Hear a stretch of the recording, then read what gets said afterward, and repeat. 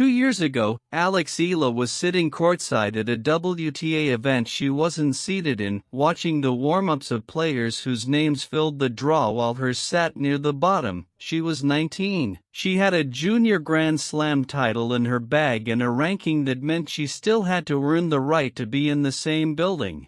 She watched the way the established players moved, not faster, not hard, just differently, like they already knew they belonged there. Cut to August 7, 2026. Same sport, different world. Now it's Eala walking onto that court, not watching from the side, not warming up on a practice surface away from the main stadium, but walking out under the lights, opposite Caty McNally of the United States. A player with a doubles ranking that once touched the very top of the world. A player who had been competing at this level before Eala had turned professional.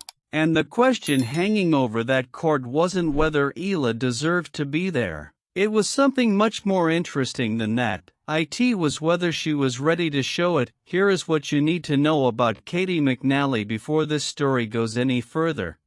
She is not a convenient name on a draw sheet that makes a win look good in a headline. She is an American tennis player who reached the top of the WTA doubles rankings, a position that fewer players in the sport's history have held than you might think, and one that requires a specific combination of skill, reading, and competitive composure that cannot be faked. Her first serve has been clocked above 190 km/h. On a hard court in August in the heat of the pre-US Open swing, that serve is a genuine weapon. It has ended games before they started. It has earned her free points against players ranked well above where she sits in singles. What makes the McNally-Eala dynamic genuinely interesting, and this is the thing most coverage glosses over, is that they represent two completely different philosophies of how to build a tennis player. McNally came up through the American development system. She was in the USTA pipeline,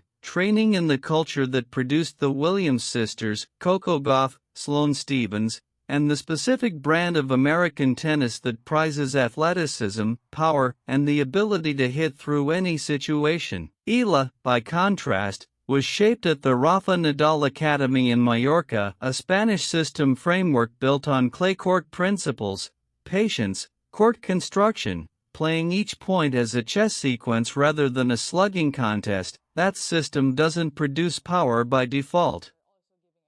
It produces precision. And when those two philosophies land on a hard court in August, the surface that sits perfectly between clay's slowness and grass's speed, what you get is not just a tennis match. You get an argument between two ideas about what tennis should look like. And Eala arrived at this argument with a very specific weapon. There are players who win a famous match and then spend the next 18 months explaining to people that yes, that really happened. Yes, they really did that. No, it wasn't a fluke. The win becomes a story they carry like luggage, something referenced constantly, something they have to keep up with rather than build from. And then there are players who treat a famous win as confirmation of something they already knew about themselves.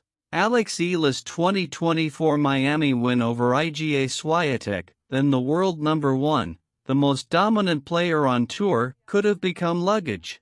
Instead, if you watch how Eala talks about her game, how she describes what she was trying to do in that match, it reads more like a blueprint she executed than a miracle she stumbled into. The win was built on return of serve. She broke Swiatek's serve twice, the serve of the world number one, and she did it by making aggressive decisions early in rallies, not by waiting to see what Swiatek would give her. That is the specific skill that matters against Caty McNally. Because a 190 km/h first serve only functions as a weapon if the returner blinks. If the returner has trained to step in, take the ball early, and redirect it before the server has time to recover position, the weapon becomes a liability. McNally can hit that serve, but Eala has demonstrated, against the best player in the world, that she can handle pace.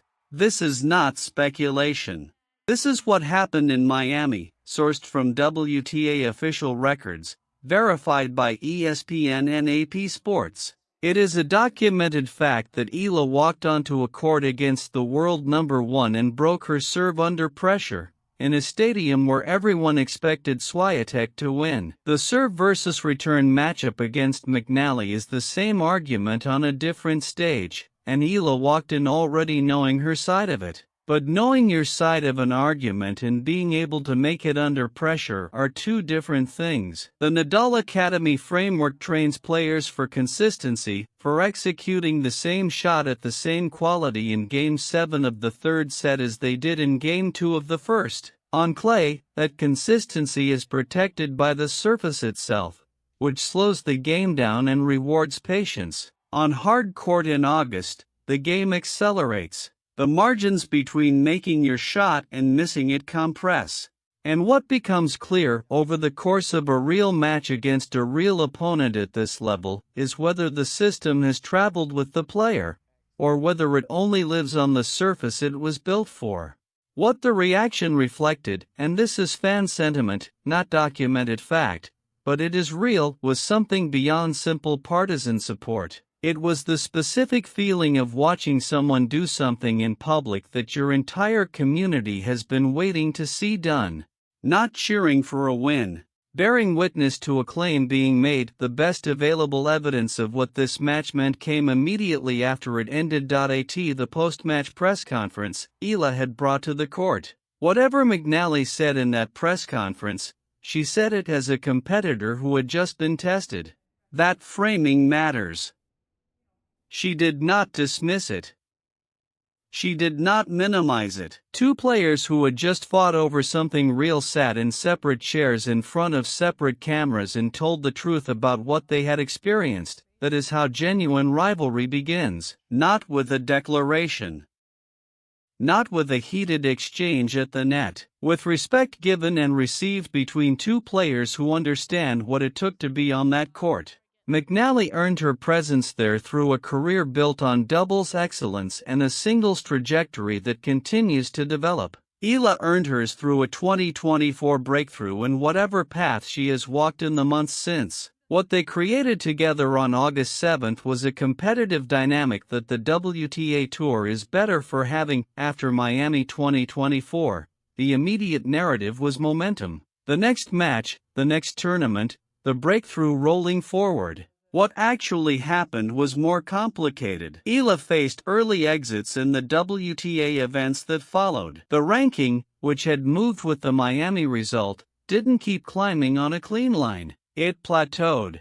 It dipped in some periods. The early round losses piled up quietly, in the way they do for young players, not dramatically, not catastrophically, just steadily enough to remind everyone that one match, even a famous one, does not make a career.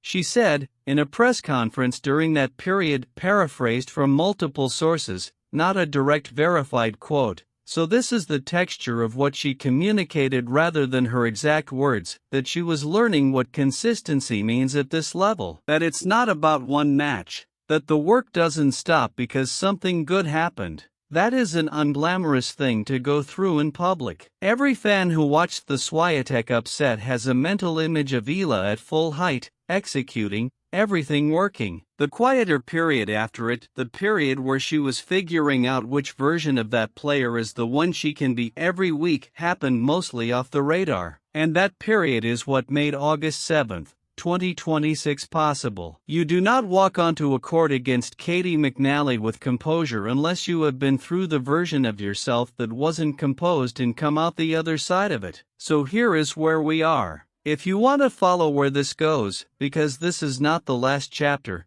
it is somewhere in the middle of a story that is still being written, subscribe and stay close. The US Open is coming. The ranking points will matter. And the players who were watching this match from other practice courts, deciding how seriously to take Eala, they are updating their answer. So are we.